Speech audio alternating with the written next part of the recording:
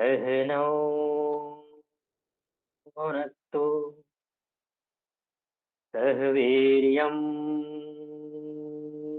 करवावहै तेजस्विनावधीतमस्तु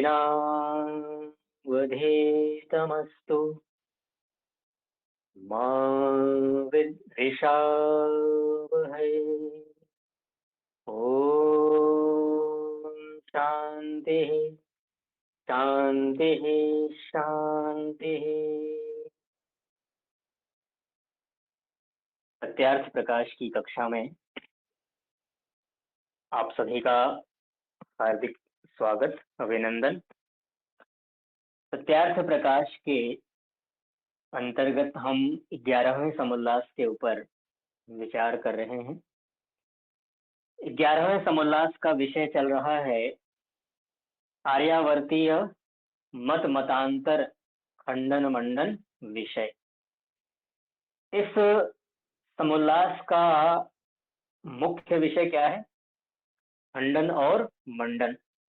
और खंडन और मंडन की परिभाषा मैंने आपको बता दी है। उसकी परिभाषा क्या है कि सत्य को ग्रहण करना यह है मंडन, और असत्य को छोड़ देना या उसको छोड़ने के लिए प्रयास करना यह है खंडन। ठीक है।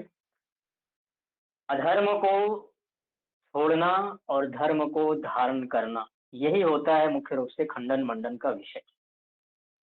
एक हम खंडन करते हैं दूसरों के लिए, एक हम मंडन करते हैं दूसरों के लिए, और एक हमारा खंडन मंडन होता है स्वयं के लिए।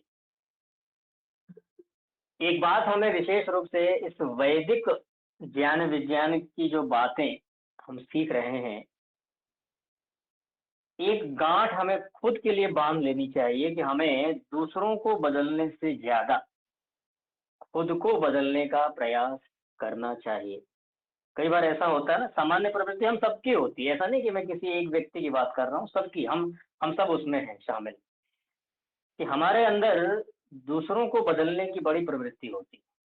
कितना जल्दी से दूसरों को सिखा दें, पढ़ा दें, है ना, लेकिन हम खुद को बदलना नहीं चाहते, खुद जैसे हैं वैसे ही रहना चाहते हैं। ठीक है। तो इसमें खंडन मंडन का जो विषय होता है, दूसरे इसमें गौण होते हैं, हम स्वयं मुख्य होते हैं। इन विषयों को पढ़ करके आपको अपना आत्मनिरीक्षण करना है कि मैं कहाँ गलत हूँ। बात को ध्यान से सुनिएगा, समझिएगा इसको। ठीक है।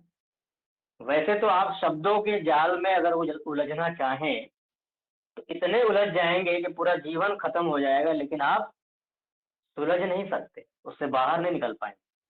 शब्दों का जाल इतना गहरा होता है। ठीक है। किसी विषय पर लेकर आप चर्चा करिए, डिस्कशन करिए, करते रहिए जितना करना, उसका कोई सोल्यूशन भले ही निकल कर ना आए, लेकिन व्यक्ति उसमें लगा रहता है। ठीक है।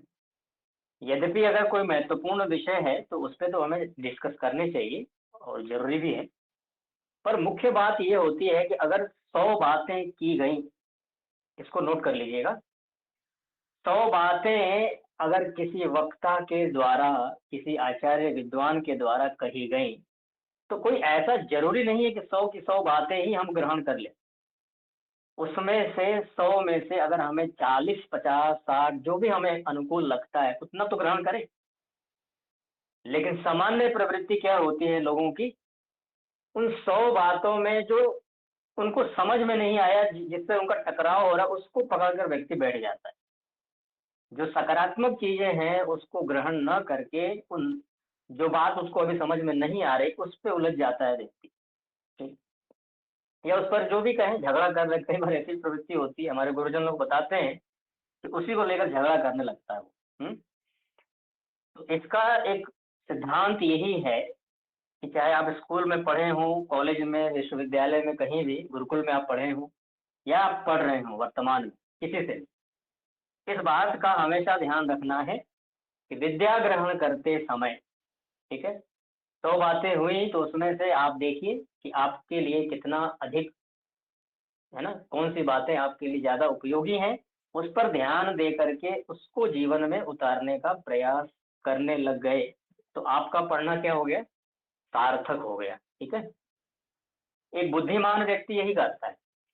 ठीक है, लेकिन जिसको टाइम पास करना है या कुछ अन्य तरीके जो भी है, तो वो अपने हिसाब से फिर चलता है, फिर वो नेगेटिव चीजों को लेकर के बैठ जाएगा। ठीक है, तो ये जो खंडन मंडन विषय है, पूर्व पक्षी क्या कर रहा है यहाँ पे कि सत्य को असत्य सिद्ध करने का प्रयास कर रहा है। ठीक है, नेगेटिव चीजों को पहले वो सामने लेकर के आ रहा है, सकारात्मक चीजों को पकड़ने का प्रयास नहीं कर रहा।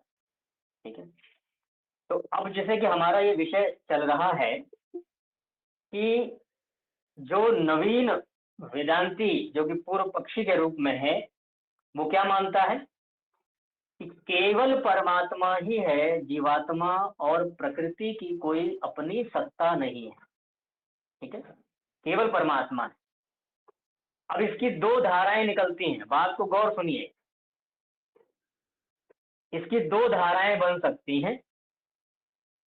एक पक्ष तो ये बनेगा कि जब हम या कोई भी साधक, कोई भी ईश्वर का उपासक समाधि की अवस्था में जाता है और परमात्मा का प्रत्यक्ष करता है आत्मा में, उस समय ब्रह्म की ही प्रधानता होती है। उस ब्रह्म के आनंद में, उस ब्रह्म के ज्ञान में इतना तल्लीन हो जाता है कि थोड़ी देर के लिए उसको यही लगता है कि बस ईश्वर ही ईश्वर है। ठीक है, तो वो एक काल विशेष के लिए अनुभूति मात्र है, वो वास्तविकता नहीं।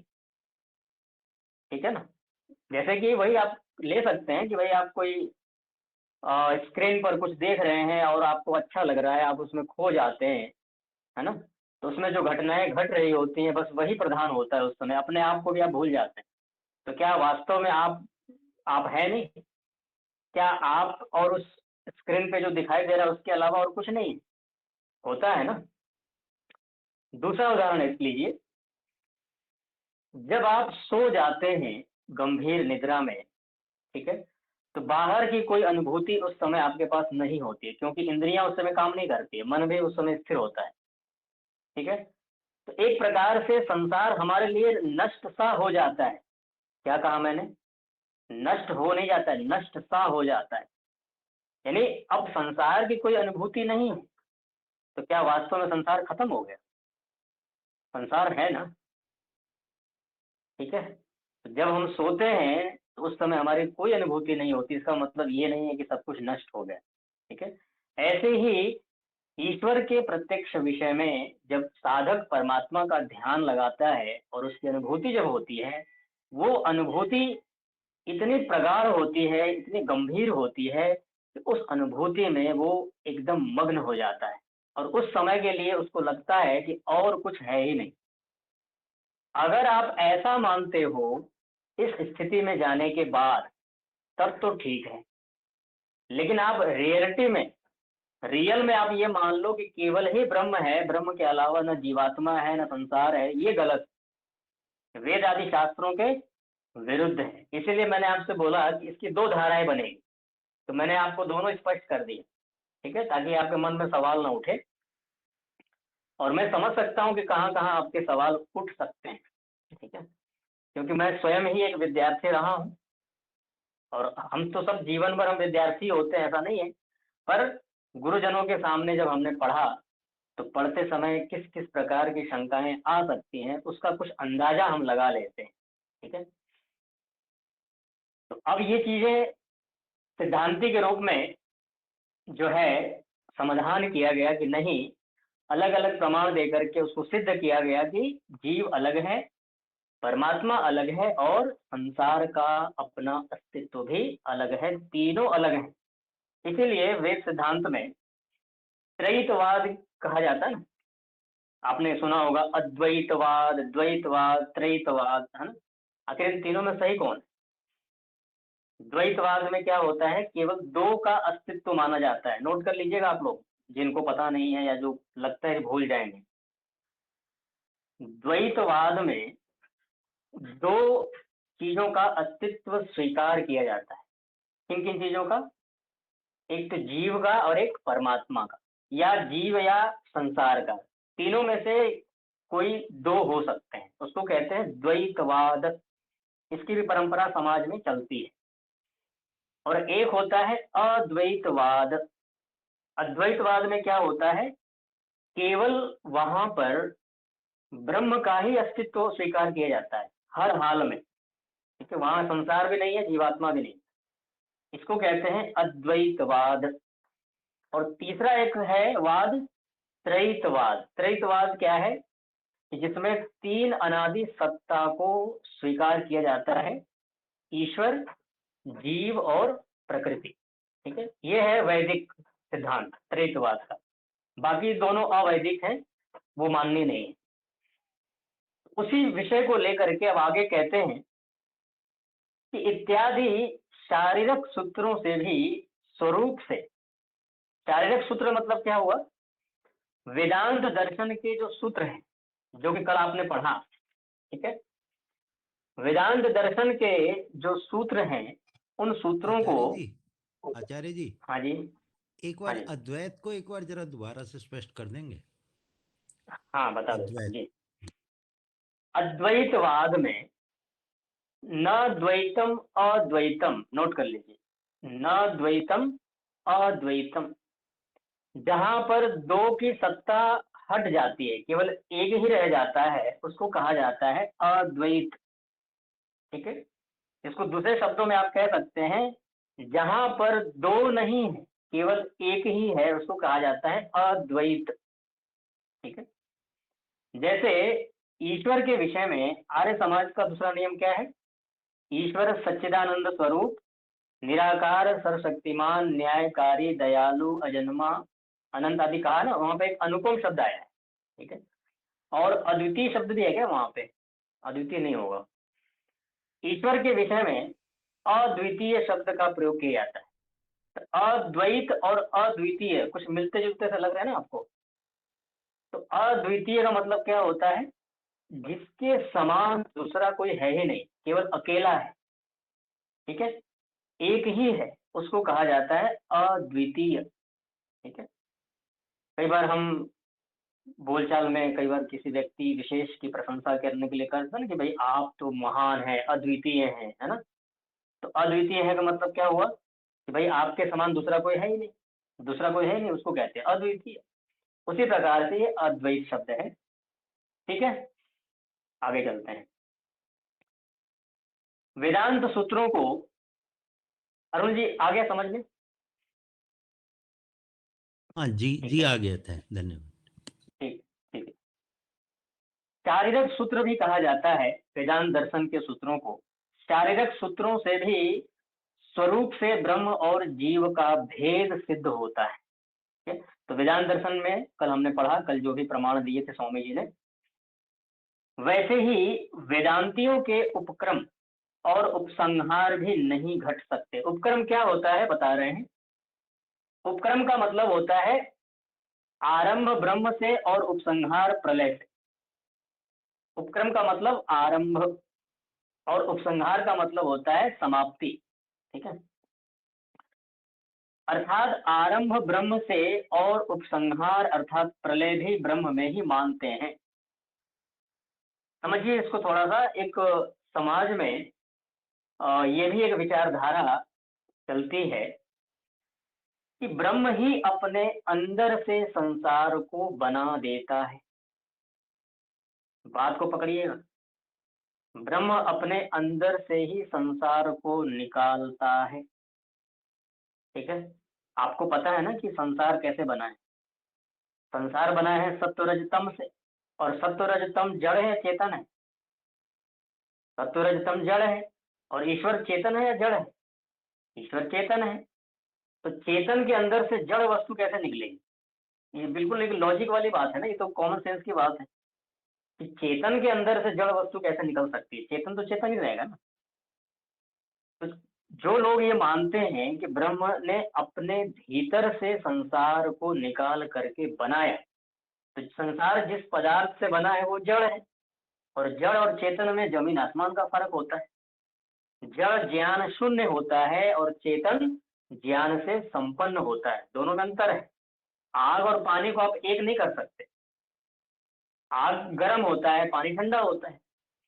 कोई पानी को आग कहे, कोई आग को पानी कहे, तो ये तो गलत है ना। बिल्कुल सही है, तो बुद्धि में उतरने वाली बात ही नहीं है। दोनों द्रव्यों के अपने अपने अलग अलग धर्म हैं, तो जो जिसके अपने धर्म है वो उसी के रहेंगे ना, बदल कैसे जाएगा।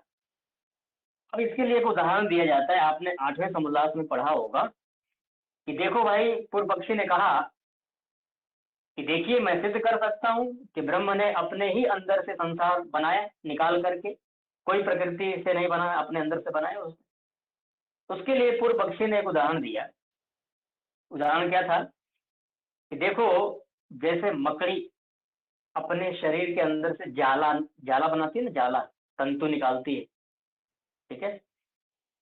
तो मकड़ी अपने अंदर से जाला निकालती है, वैसे संसार भगवान अपने अंदर से निकाल के बनाता है। अब देखिए, इन दोनों उदाहरणों में कितना जमीन आसमान का फर्क है, विरोधाभास है। मकड़ी जो है, जिसको हम मकड़ी कह रहे हैं, वह दो चीजें हैं। एक तो मकड़ी का शरीर है और एक मकड़ी यानी आत्मा।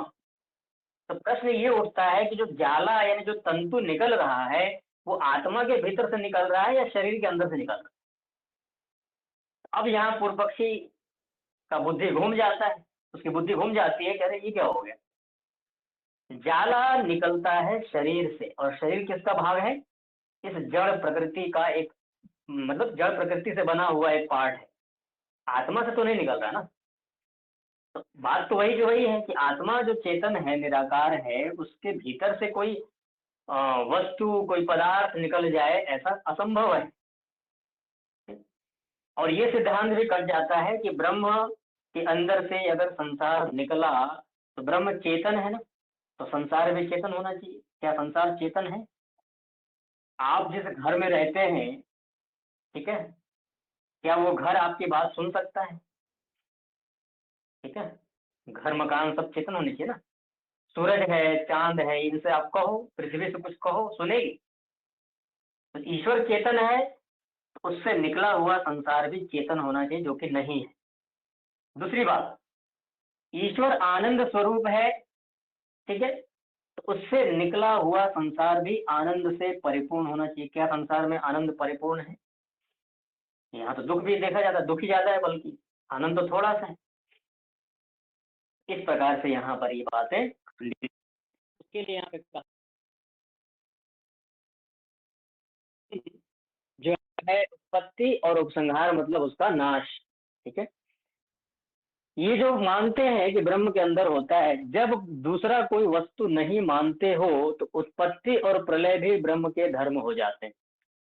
दूसरी कोई वस्तु आप मानते ही नहीं हो कि ब्रह्म के अलावा कोई दूसरी वस्तु है भी, ये तो आप मानते नहीं हो ना। तो किस चीज की उत्पत्ति मान रहे हो फिर आप लोग बात पकड़ रहे हैं ना। पूर्व पक्षी कह रहा है कि ब्रह्म के अलावा कुछ है ही नहीं, और एक तरफ कह रहा है कि ब्रह्म के अंदर संसार बना। तो फिर तुम्हारी बात खंडित हो गई ना। एक तरफ तुम कह रहे हो ब्रह्म के अलावा कुछ है ही नहीं, और कह रहे हो ब्रह्म के अंदर संसार निकला, ये तो विरोधाभास है, ठीक है। जब तुम दूसरी कोई वस्तु नहीं मानते हो तो उत्पत्ति और प्रलय भी ब्रह्म के ही धर्म हो जाते हैं, और उत्पत्ति नाश रहित ब्रह्म का प्रतिपादन वेद आदि सत्य शास्त्रों में किया गया है। ब्रह्म का अपना स्वरूप जो है उत्पत्ति और नाश से रहित है। तो तुम अगर ये कहोगे कि ब्रह्म के अंदर ही उत्पत्ति होता है, नाश होता है, तो ये तुम्हारी बातें वेद के विरुद्ध होने से प्रमाण के योग्य नहीं, उसको माना नहीं जा सकता उसको। वह नवीन वेदांतियों पर कोप करेगा, क्योंकि निर्विकार, अपरिणामी, शुद्ध, सनातन, निर्भ्रांत आदि विशेषण युक्त ब्रह्म में विकार, उत्पत्ति और अज्ञान आदि का संभव किसी प्रकार नहीं हो सकता। ठीक है, क्या कहा? एक तो ब्रह्म कैसा है? निर्विकार है। विकार का मतलब क्या होता है? जैसे आप दूध के अंदर जामुन डालते हो ना, तो सुबह क्या हो जाता है, वो दही बन जाता है। उसके अंदर विकार यानी कि एक प्रकार का वो विकार ही है, दूध दही के रूप में परिवर्तित हो गया, ठीक है। या अन्य कोई चीजें किसी अन्य रूप में बदल जाती हैं, उसको कहा जाता है विकार। तो ईश्वर निर्विकार है, यानी ईश्वर का स्वरूप जो है वो किसी भी रूप में कभी भी बदलता नहीं, और अपरिणामी वही है, लगभग किसी भी प्रकार के परिणाम को प्राप्त नहीं करता है। शुद्ध है, पवित्र है, सनातन है, सदा से है और निर्भ्रांत है, उसको भ्रांति नहीं होती। इन सब विशेषणों से युक्त ब्रह्म में विकार उत्पत्ति और अज्ञान का संभव कभी भी किसी प्रकार से हो ही नहीं सकता। ठीक है, ये तो किसी प्रकार से आप सिद्ध नहीं कर सकते, कोई नहीं कर सकता। तथा उपसंहार प्रलय के होने पर भी ब्रह्म कारणात्मक जड़ और जीव बराबर बने रहते हैं। ठीक है, कारणात्मक मतलब कारण स्वरूप वाला जड़ पदार्थ और जीवात्मा, ये तीनों हमेशा बने रहते हैं। ब्रह्म अलग रहता है, जीवात्मा है अलग, और प्रकृति प्रकृति तो है ही। इसलिए उपक्रम और उपसंहार भी इन वेदांतियों के ठीक नहीं है। ठीक है? इसी प्रकार की इन नवीन वेदांतियों की कल्पनाएं झूठी हैं। ऐसी अन्य बहुत सी अशुद्ध बातें हैं कि जो कि शास्त्रों और प्रत्यक्ष आदि प्रमाणों से विरुद्ध हैं। देखिए, कुछ बातें ऐसी होती हैं कि सारा कुछ शास्त्र ही बताएगा, ऐसा कई बार जरूरी नहीं होता है। कुछ चीजें हम तर्क से, प्रमाण से भी उसको जान लेते हैं कि भी चीज, ये चीज ऐसा है। लेकिन जहां तर्क और प्रमाण भी काम नहीं आता है, वहां पर हमें शास्त्र की जरूरत पड़ती है। शास्त्र वहां हमारी सहायता करता है कि हाँ, इसको हम इस प्रकार से समझेंगे। हमने स्कूल में फिजिक्स पढ़ी, साइंस पढ़े, कई तरह की चीजों को पढ़ा ना, भूगोल पढ़े, सब कुछ पढ़ा। हमने वहां पर माना ना, हमने वहां स्वीकार तो किया ना, पुस्तक में जो कुछ लिखा है उस शब्द प्रमाण को हमने माना है। तो ऐसे ही अध्यात्म के क्षेत्र में जिन ऋषियों ने, विद्वानों ने जो अपने अनुसंधान के आधार पर, अपने रिसर्च के आधार पर जो बातें लिखी हैं, उनको भी तो हमें शब्द प्रमाण के रूप में मानना होता है ना। वो भी लोग गलत तो कहते नहीं। ठीक है, आगे चलते हैं। इसके पश्चात कुछ जैनियों और कुछ शंकराचार्य के अनुयायी, अनुयायी समझते हैं आप? अनुयायी का मतलब होता है उनकी विचारधारा को मानने वाले लोग। ठीक है, फॉलोअर्स। तो जैनियों, फॉलोवर्स, हाँ बिल्कुल, फॉलोवर्स। आज होते हैं ना, किसी के फेसबुक पर अकाउंट होते हैं तो लोग कहते हैं ना कि हमारे इतने फॉलोअर हो गए हैं, मिलियन बिलियन, है ना, हजारों में, लाखों में। तो आपको लोग फॉलो करते हैं, यूट्यूब के होते हैं और फेसबुक के होते हैं। इसी प्रकार से इन लोगों के भी फॉलोअर होते हैं। जैनियों और शंकराचार्य के अनुयायी लोगों के उपदेश के संस्कार आर्यावर्त में फैले थे। ठीक है, और आपस में खंडन मंडन भी चलता था। देखो, ये खंडन मंडन की जो परंपरा है ना, शुरू से चलता आ रहा है। क्योंकि आपको पता है ना कि हर समय सत्य भी होता है और झूठ भी होता है। क्या राम के समय दोनों नहीं थे? कृष्ण के समय नहीं था? हर समय था। चाहे वो सतयुग हो, त्रेता युग हो, कलयुग हो, द्वापर हो, कोई भी युग हो, सत्य असत्य हमेशा होते हैं। लेकिन हाँ, मात्रा में थोड़ी कमी, कम ज्यादा हो सकते हैं, पर होते हैं हमेशा। शंकराचार्य के 300 वर्ष के पश्चात, ध्यान दीजिएगा, शंकराचार्य जी के 300 वर्ष के पश्चात उज्जैन नगरी में, उज्जैन नगरी कहाँ पर है? एमपी में है ना, मध्य प्रदेश में। मध्य प्रदेश में इंदौर के 300 पास। वर्ष की, इंदौर के पास में। ठीक है, तो शंकराचार्य जी के 300 वर्ष के पश्चात उज्जैन नगरी में विक्रमादित्य नाम के राजा हुए। कुछ प्रतापी हुए, महावीर हुए, एक तरह से पराक्रमी थे, जितने सब राजाओं के मध्य प्रवृत्त हुई लड़ाई को मिटाकर शांति की स्थापना की। तो विक्रमादित्य जो राजा हुए, उन्होंने बीच में आपस में, जो राजाओं के आपस में जो तालमेल नहीं थे, आपस में मतभेद थे, आपस में जो लड़ाई झगड़े होते थे, तो विक्रमादित्य जो राजा थे, उन्होंने उनके बीच में एक तालमेल बिठाया, एक समन्वय स्थापित किया उनके बीच में, और उनको आपस में मिला दिया। ठीक है, और उनकी एक शांति की स्थापना कर दी। ठीक है, तत्पश्चात भर्तृहरि राजा, अभी जो हम लोगों ने पढ़ा था ना, ये क्या नाम है, शतकम, नीति शतक और वैराग्य शतक जो हम लोगों ने पढ़ा था, तो उसमें भर्तृहरि जी उसके लेखक थे। तो भर्तृहरि जो राजा हुए, वो राजा थे, काव्य आदि शास्त्रों और अन्य विषयों में भी कुछ कुछ विद्वान हुए थे, है ना। स्वामी जी लिख रहे हैं, वो एक राजा थे, लेकिन वो काव्य आदि शास्त्रों में भी उनकी बुद्धि चलती थी, उसमें भी विद्वान थे वो। लेकिन बाद में क्या हुआ, किसी कारण से वो वैराग्यवान होकर राज्य को उन्होंने छोड़ दिया था, ठीक है ना। राज्य को उन्होंने छोड़ दिया। फिर विक्रमादित्य के 500 वर्ष के पश्चात, ध्यान दीजिएगा, ऊपर क्या था, शंकराचार्य जी के 300 वर्ष के बाद विक्रमादित्य हुए, और विक्रमादित्य के 500 वर्षों के पश्चात राजा भोज हुए। ये तो आप जानते होंगे राजा भोज को, एक कहावत चलती है ना, कहाँ राजा भोज कहाँ गंगू तेरी, ये कहाँ चला है, ये क्यों चला, धार कैसे के चला राजा ये। थे वो। कहाँ धार के, के, धार जी, धार के, धार। अच्छा अच्छा, वही है क्या, एमपी में।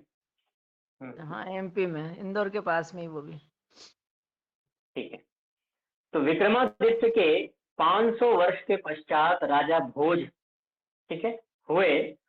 उन्होंने थोड़ा सा व्याकरण और काव्यालंकार आदि का इतना प्रचार किया, किसने किया, राजा भोज ने, और विक्रमादित्य के 500 वर्ष के पश्चात, कि व्याकरण और काव्यालंकार आदि का इतना प्रचार किया कि जिसके राज्य में कालिदास जो है बकरी चराने वाला भी रघुवंश महाकाव्य का कर्ता हुआ।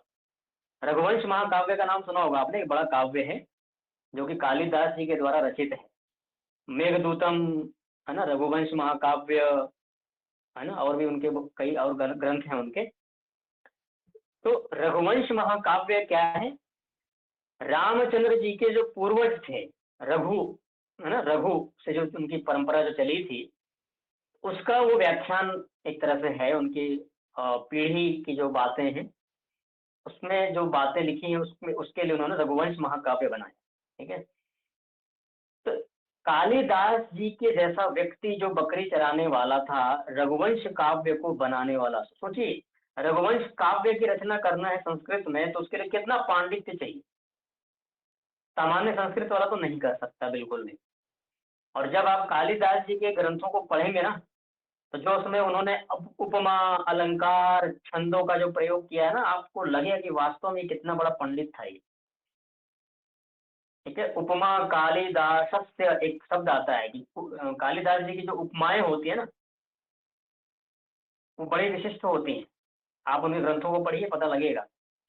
जैसे कि मेघदूतम आपने नाम सुना होगा, मेघदूतम मैंने मेघदूतम, पढ़ाया भी है, पर हाँ, तो वैसे तो वो थोड़ा सा प्रेम प्रसंग का है वहां पे, कि कोई उसकी प्रेमिका है और वो बादलों से कहती है कि मेरे जो प्रियवर हैं देखो कहाँ हैं, उनकी खोज खबर लो, या उसका जो वो है, क्या नाम है, जो उसे प्रेम करने वाला व्यक्ति है, वो बादलों से कहता है कि मेरी प्रिया का पता लगाओ कहाँ है, वो कैसी है। तो ये प्रसंग तो इस तरह का है वो, पर संदेश भेजते हैं उसमें जो, उसको। हाँ, उन बादलों से कहता है कि तुम मेरे उसका पता लगाओ। तो उसमें आप मेघदूतम में आप देखेंगे कि बड़ी प्रशंसा की है उन्होंने। मध्य प्रदेश के बहुत सारे, उज्जैन नगरी है और तरह तरह के और भी पठार आदि देश है वहाँ के, तो बड़ी प्रशंसा की है कालिदास जी ने। तो वहाँ पे ऐसी ऐसी उपमाएं दी गई हैं, आप पढ़ोगे तो कहो यार, ये जो चीज है कि ये उपमा का जो इनका जो बौद्धिक स्तर है वो कैसा है, कितने उच्च स्तर का है। किसी बात को समझाने के लिए, है ना, उपमा दी जाती है, समझाने के लिए एक उदाहरण दिया जाता है, उसमें कालिदास जी बहुत माहिर थे। तो ऐसे कालिदास जो हैं रघुवंश काव्य के कर्ता हुए, किसके राज्य में, राजा भोज के समय में। राजा भोज के पास जो कोई अच्छा श्लोक बना करके ले जाता था, उसको बहुत सा धन देते और प्रतिष्ठा करते थे। अब जरा सोचिए, आज के समय में कोई ऐसा राजा आ जाए, कि जो इस प्रकार के संस्कृत के विद्वान पंडितों का, उनका उत्साहवर्धन करे, उनको मतलब प्रोत्साहित करे, है ना, उनको पुरस्कृत करे, तो सोचिए कि लोगों के अंदर संस्कृत पढ़ने के प्रति प्रवृत्ति क्यों नहीं हो। आज उसका स्कोप नहीं है ना, फिर भी हम ये नहीं कह सकते स्कोप नहीं है, लेकिन अगर राजा उसको पूरी शक्ति से उसको उसको समर्थन देता है, उसको बढ़ावा देता है, तो उसके प्रति लोगों का और अधिक एक विश्वास और उसके प्रति उसकी रुचि सब कुछ बढ़ती चली जाती है, ठीक है। पहले के समय ऐसे राजा हुआ करते, उसका एक उदाहरण दिया हुआ है।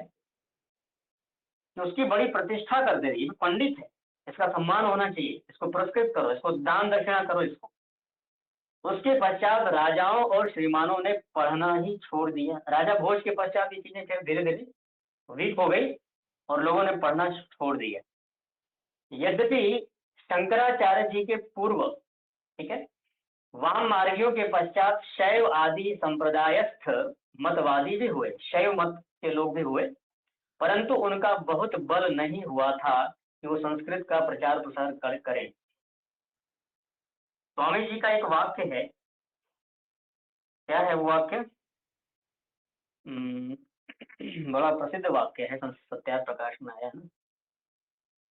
जब व्यक्ति की बुद्धि, ठीक है, स्वार्थ परक हो जाती है और अविद्या के अंधकार में डूब जाती है, ठीक है, तो वो स्वार्थ बुद्धि वाला व्यक्ति केवल अपने बारे में ही सोचता है, उसको दूसरे से कोई मतलब नहीं है, देश से दुनिया से कोई मतलब नहीं है, कौन व्यक्ति कहाँ जा रहा है उसको कोई लेना देना नहीं होता, अपना सोचता है खाली। तो इस तरह की कुछ बातें ऋषियों के द्वारा हमें सुनने को मिलती हैं जो कि बहुत व्यवहारिक है, परंतु उनका बहुत बल नहीं हुआ। महाराजे विक्रमादित्य से लेके शैवों का बल बढ़ता आया। शैवों में पाशुपत आदि बहुत सी शाखाएं हुई, बहुत सारी शाखाएं निकली। जैसे वाममार्गियों में अमित जी माइक बंद कर ली। जैसे वाममार्गियों में 10 महाविद्या आदि शाखाएं हैं। लोगों ने शंकराचार्य जी को शिव का अवतार, अमित जी माइक मत चालू कीजिए। लोगों ने शंकराचार्य जी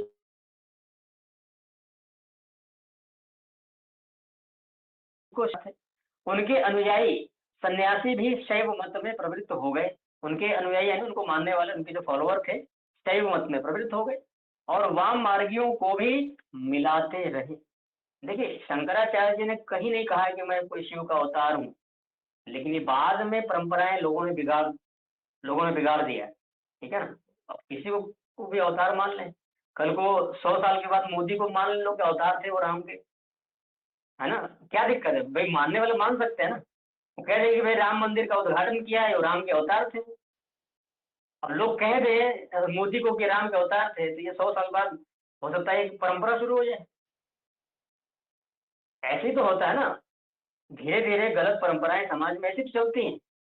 2 4 10 लोग उसको खड़े जाते हैं मानने वाले, फिर उसके फॉलोअर बढ़ जाते हैं और फिर वो एक नई परंपरा का जन्म हो जाता है।